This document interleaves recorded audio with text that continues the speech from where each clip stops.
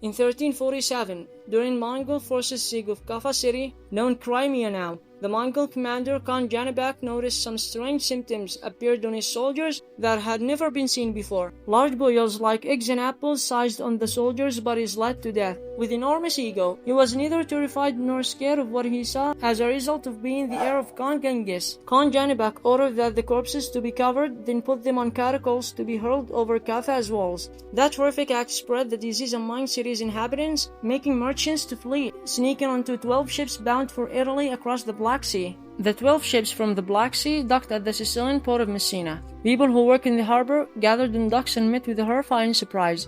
Most sailors aboard the ships were dead, and those still alive were gravely ill and covered in black boils that oozed blood and buffs. Sicilian authorities hastily ordered the fleet of the death ships out of the harbor, but it was too late. Over the next 5 years, the Black Death would kill more than 20 million people in Europe, almost one-third of the continent's population. But how did the Black Plague start?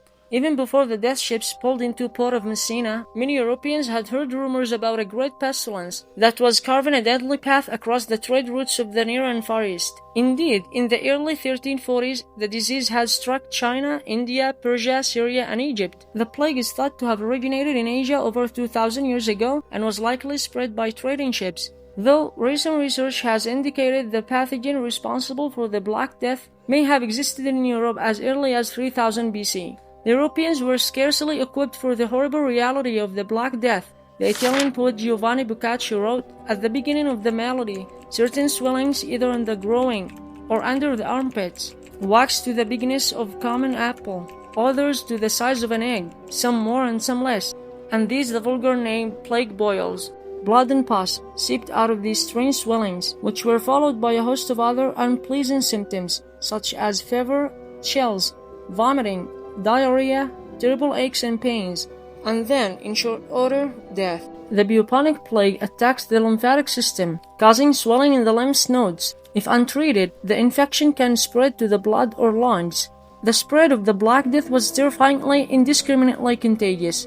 The mere touching of the clothes, wrote Boccaccio, appeared to itself to communicate the malady to the toucher. The disease was also terrifyingly efficient. People who were perfectly healthy when they went to bed at night could be dead by morning. Today, scientists understand that the Black Death, which now known as the plague, is spread by a bacillus called Yersinia pestis. The French biologist Alexandre Yersin discovered this germ at the end of the 19th century. They know that the bacillus travels from person to another through the air, as well as through the bites of infected fleas and rats. Both of these pests could be found almost everywhere in medieval Europe, but they were particularly at home, coming aboard ships of all kinds, which is how the deadly plague made its way through one European port city after another. Not long after it struck Messina, the Black Death spread to the port of Marseille in France, then it reached Rome and Florence, two cities at the center of an elaborate web of trade routes.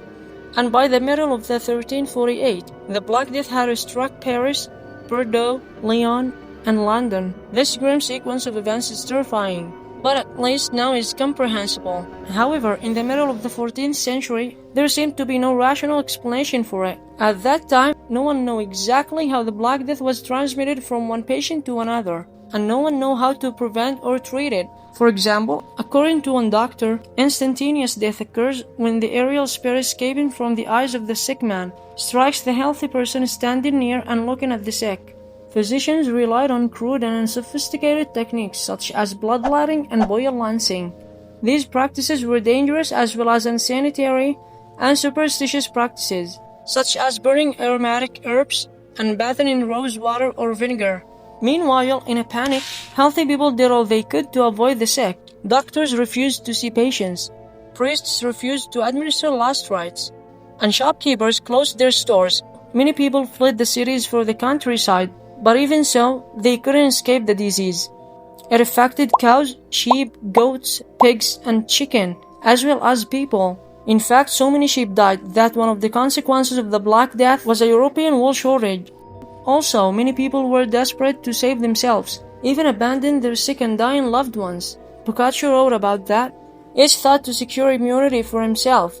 People and scientists at that time didn't understand the biology of the disease. So many people believed that the Black Death was a kind of divine punishment, retribution for sins against God.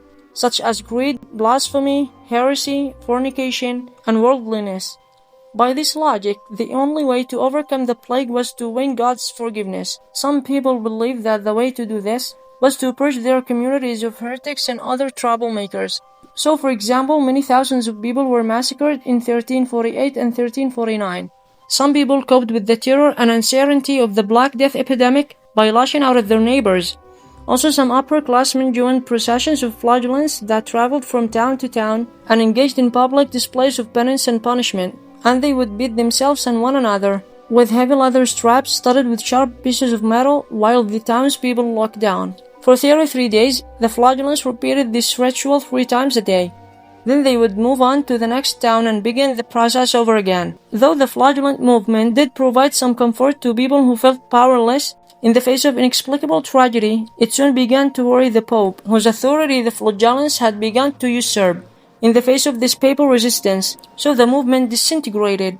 But how did the Black Death end? The plague never really ended, and it returned with a vengeance years later. Officials in the poor city of Ragusa were able to slow its spread by keeping arriving sailors in isolation, creating social distancing that relied on isolation to slow the spread of the disease. The sailors were initially held on their ships for 30 days, then the period was later increased to 40 days, until the disease shrank and faded away. If you like the video, subscribe the channel.